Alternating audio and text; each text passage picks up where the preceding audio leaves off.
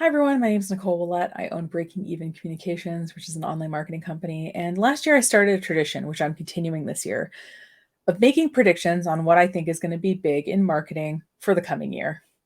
So I'm recording this at the end of 2022, and I will rewatch this video at the end of 2023 to see which of my marketing predictions came true for 2023.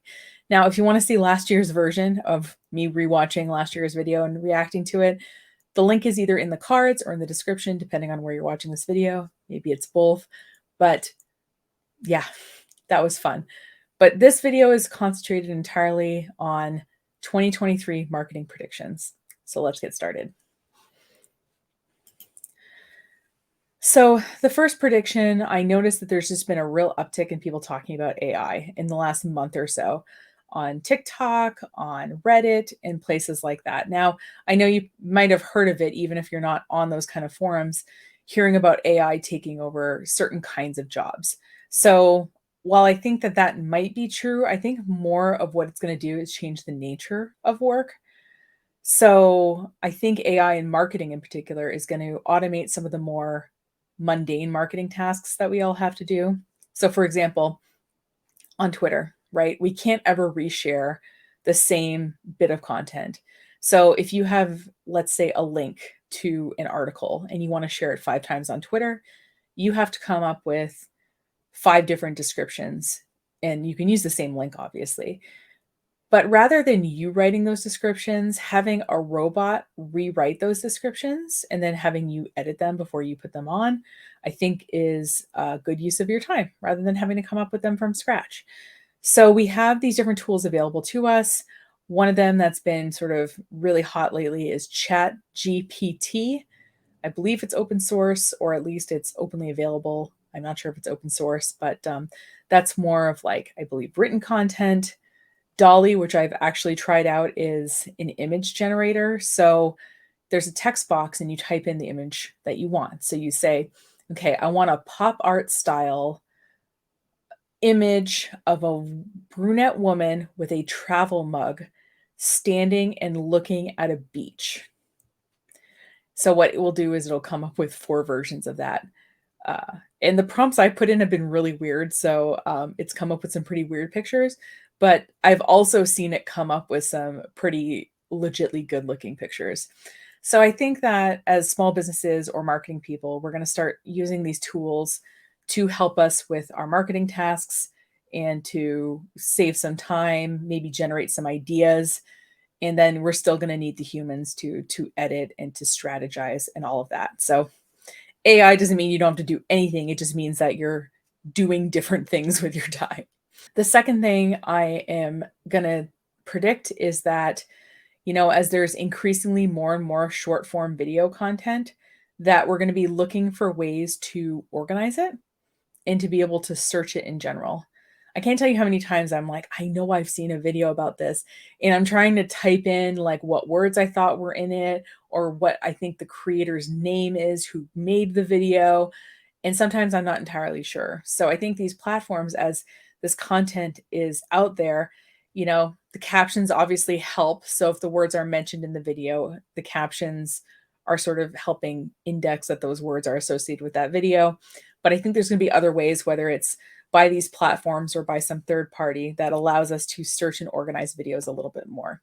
Now, you probably have noticed that if you use Google, that your Google search results page has become a lot more visual in pulling in things like long and short format videos and images into your content. But I think also there's going to be ways that as individual people, we're going to be able to control this organization as well.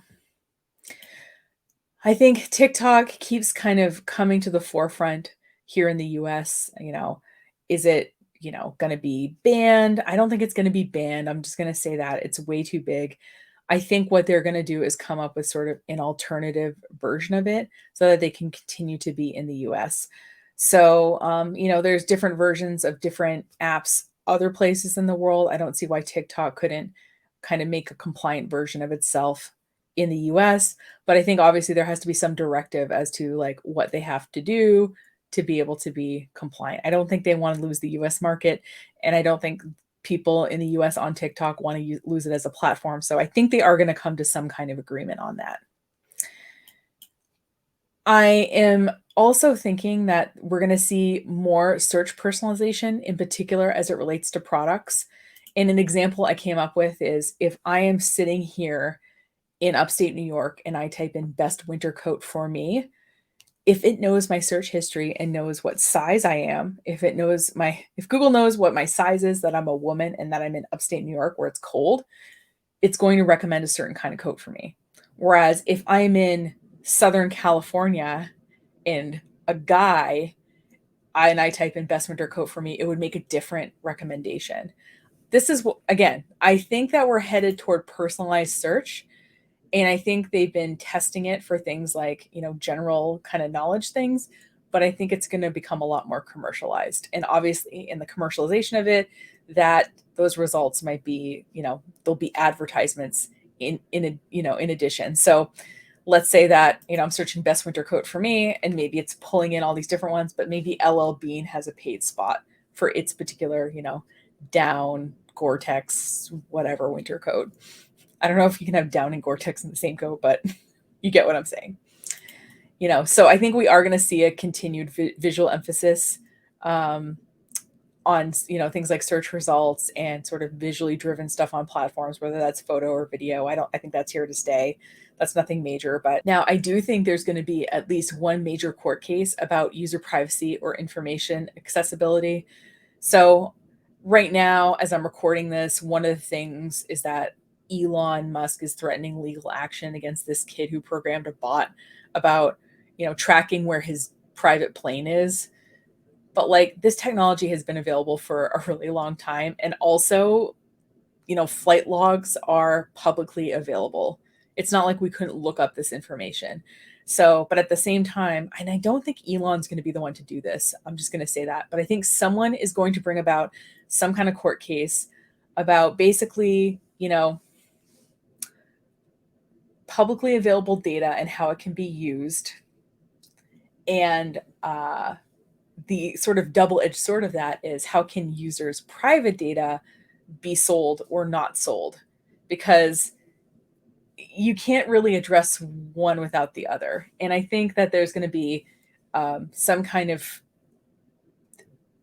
outcome from this court case that's going to have some kind of impact on a law passed in this country or policies that these tech companies are going to have to adhere to. I feel like it's been brewing for a while, but like something is finally going to come to the forefront in 2023.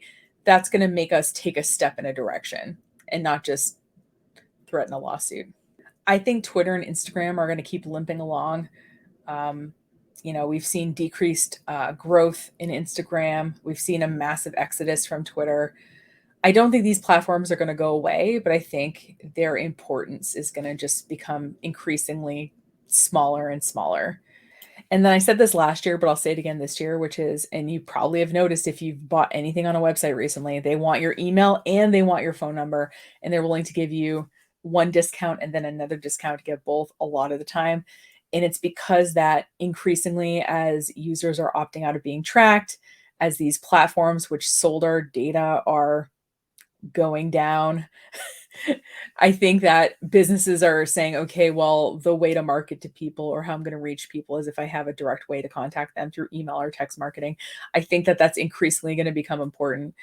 And the final thing is that, as inflation continues to increase, interest rates have just risen, and, we're clearly entering a recession, even if it doesn't look like recessions have before 100%.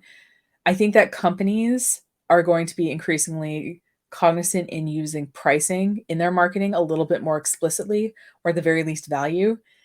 And I think that we might see people interestingly saying like, hey, you can, maybe lock in a price in something. So I'm seeing, for example, a commercial recently for Walmart where the woman is saying, well, I'm buying stuff and it's not costing me any more than it did last year. I think we're going to start seeing messaging like that and companies trying to figure out ways to sort of show how the value and the pricing of their products works for a typical person watching their ads or watching their social media content and things like that.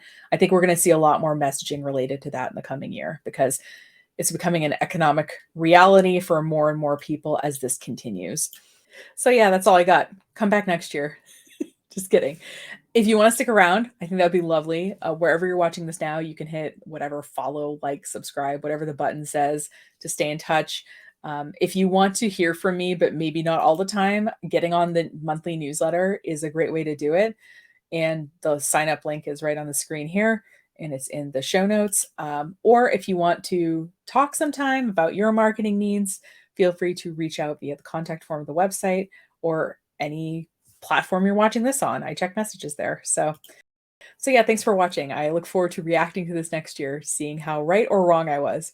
Probably a little bit of both, to be honest. But here's hoping that maybe I put something on your radar that wasn't there before. And if I did, please let me know. I'd love to hear about it. Have a great rest of your day, and I'll see you next broadcast. Take care.